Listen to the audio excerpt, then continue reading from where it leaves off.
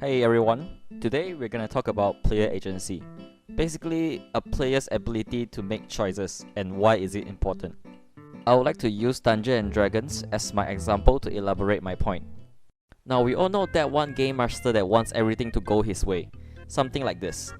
So adventurers, you encounter an injured young child in the middle of the forest crying for help. What do? Well, I sneak past the child. Why? Well, I'm a thief character, so I sneak past the child. No, you're supposed to save the child. Do it. Bro, I don't want to. What if she's a mimic, huh?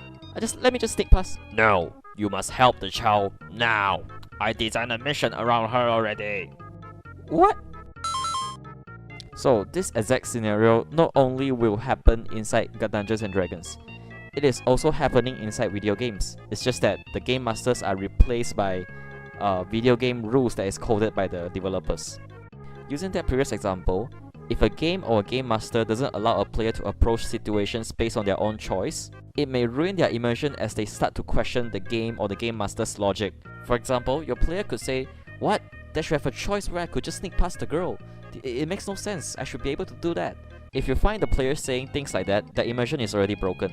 What a good game should do is provide the player as much options as possible and present them with appropriate consequences to answer their choices. If the game is able to react to the player's action, the game will feel more alive and reactive, thus making it more immersive. Furthermore, restricting a player's agency like this will affect their ability to represent themselves.